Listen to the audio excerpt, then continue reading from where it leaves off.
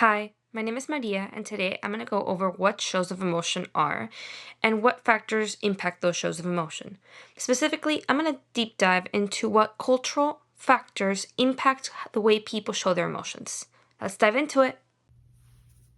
First, we're going to go over the 4 basic rules of display. The first one being the cultural display rules. These are conventions that most members of a group follow regarding when and where it's appropriate to show emotions. For example, one very common North American rule of display is that men shouldn't cry in public or that women shouldn't get angry in public. These might be antiquated, but they are how people generally view the showing of emotion in North America. Another common rule is the personal display rules, and these are how your family specifically impacts your displays of emotion. For example, families that are more introverted and more quiet with their emotional displays might raise kids that show emotion similarly. Families that are more extroverted or more loud with their emotional displays might raise kids that are also louder with their emotional displays. These are more situational to each person's family dynamic. The vocational requirement rules are more geared towards how people's jobs impact how they show the emotion. For example, lawyers will definitely be quieter in the ways they express their emotions because of the professional environment they're oftentimes in, while teachers might be more bubbly and extroverted with their emotions to reach out to students who they're trying to get to learn whatever it is they're teaching. The final rule is the need of the moment rule of display, and these are how people differ in their emotional displays regarding specific situations.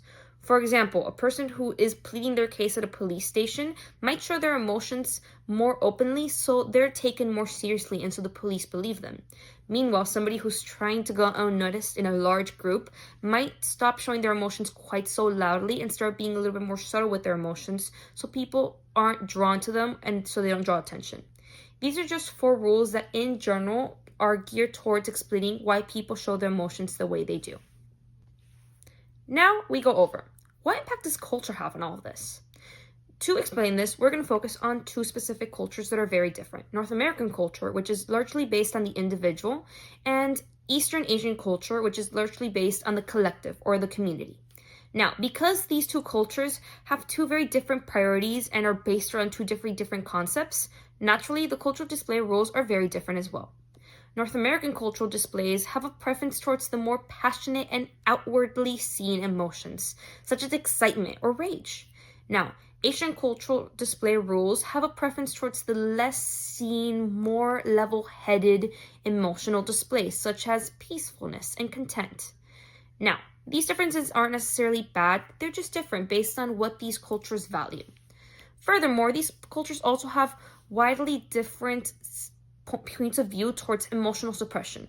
In North American culture, this is seen as something really bad because, in general, it leads to a decline in mental health and even depression.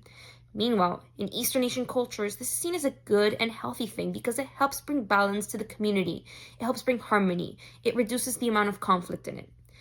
Now, these are just 2 different ways in which 2 different cultures tend to differ because of their priorities. Because their priorities are the individual versus the community, their cultural display rules also vary greatly. This can be seen throughout many other different cultures as well. These are my 2 sources. Thank you for listening.